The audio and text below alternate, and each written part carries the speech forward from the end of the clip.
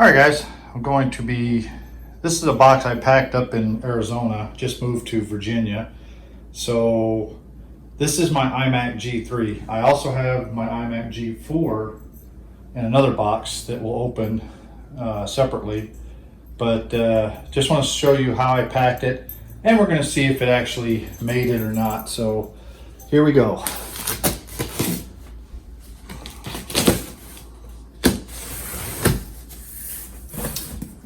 The box actually made it pretty good, but if you notice, I packed it with a blanket. This is a blanket my wife made for me, and I wrapped it pretty much around. And if you look on the inside here, you can see that I put another blanket in front of the CRT itself. The box was too big for it to set one way, plus I didn't want to do it that way, so I set it like this, catty-cornered, so it would actually ride good. So let's see how well it made the trip here. So let's see if that's in frame. Yep, looks good. So there we go. We have one intact iMac G3, no plastic breakage, nothing on the back, just some scuff marks on the plastic on the back here, but nothing broke. This actually got shipped on a truck, so I did not bring this myself. Almost thought that was a crack, but that's made that way. There's a line in it right there. But yeah, this thing made it a-okay. So there you have it. One perfectly good iMac G3. So next, we're going to open up the G4. So be right back. All right, we're back, and here is the iMac G4.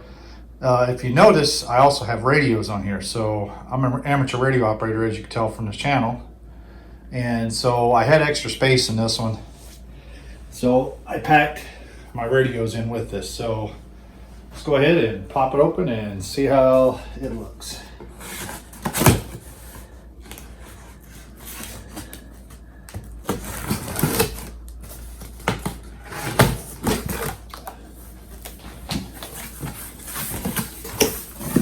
Now, if you notice, I did wrap a lot of this stuff with some paper. Let's see. That's my TNC. Looks like it came out nice.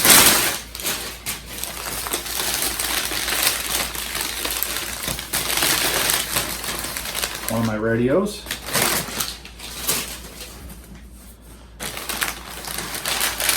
see. Oh yeah, this is the keyboard for the iMac.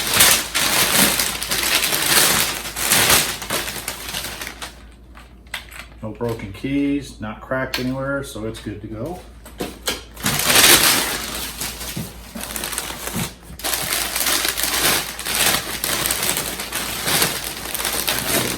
Here. Oh, this is my Kenwood data radio, so looks like it made the trip okay.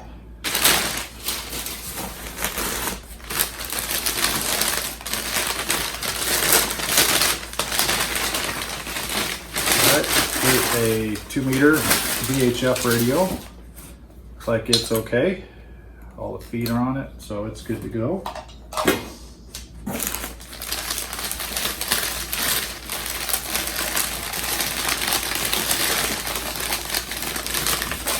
Charging stand for that first radio. You can tell it fits nice and neat inside there.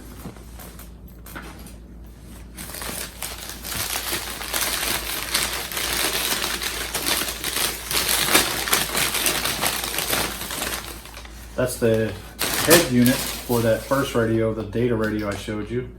Has a control head unit, so we'll have to make sure that goes with that. Oh yeah, another charger stand for another set of radios that I'll be pulling out of here soon. Oh, these are the Pro speakers that Mike sent me. They made it just fine, but I had to package them separately because the way the cords are. And it looks like they made it just fine. So that's good. Put those out of the way.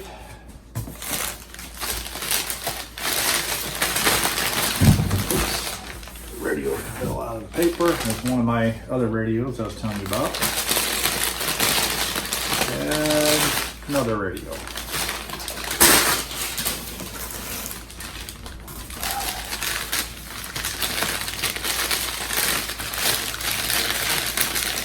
And this is a charging fan for one of those other radios I just unpackaged.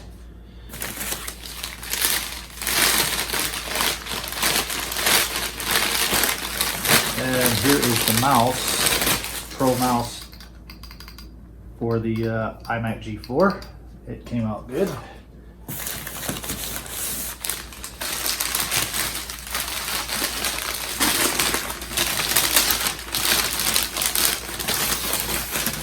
Floppy disk drive for my iMac G4. That's what I do all my floppy stuff on.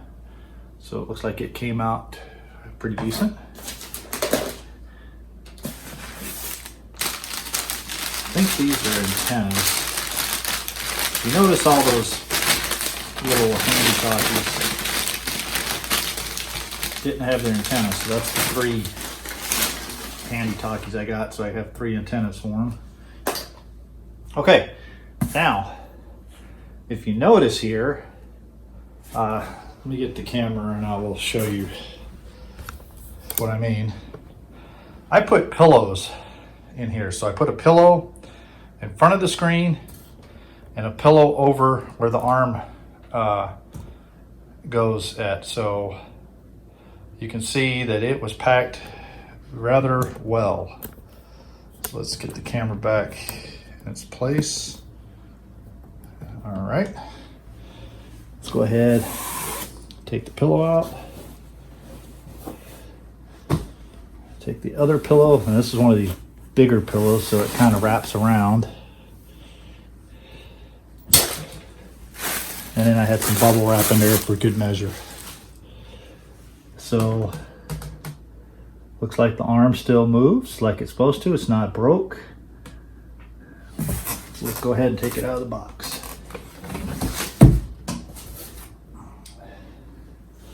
So looks like I still have a fully functioning iMac G4.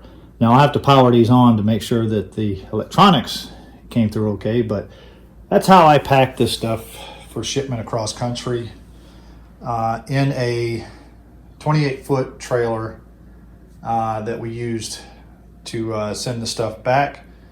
So it spent about 8 or 9 days on the road.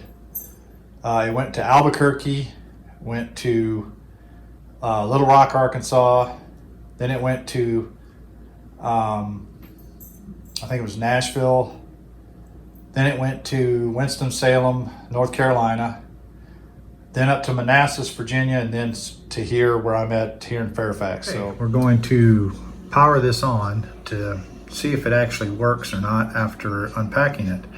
I have OS 9.22 lives on here, so this will be the first power on since we got it. So let's try it now.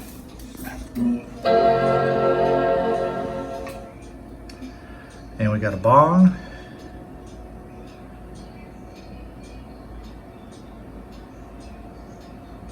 And we have screen. Don't mind the flickering there. That is not showing up in real life. We have a happy Mac. And Mac OS 9.2. It's actually 9.22 as this natively doesn't really support it, but it does work on here using the full the version from OS 9 lives.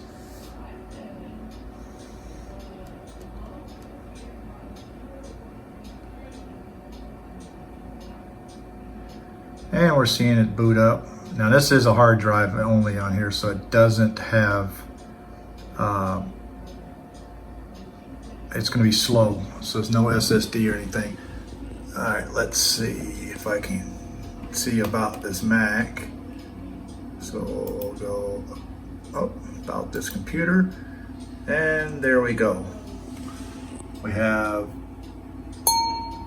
that, of course, the network timer. I don't have the network hooked up to this, but there we go. We have OS 9.22, 1 gigabyte of memory, and it's Mac OS ROM 10.2.1. So there we go. All right, guys, so now we know that this works, and it made its way across the country in one piece. On to the next computer. Next up, we have the iMac G4, and now we're going to power it on. I've already powered this on, but we're going to go ahead and power it on again here and let you guys see that it actually does work. So let's go ahead and hit the power switch behind here. Nice Richie bong there. And this one does have a SD card to IDE in it, so it should come up perfectly fine and a little bit faster than the G3.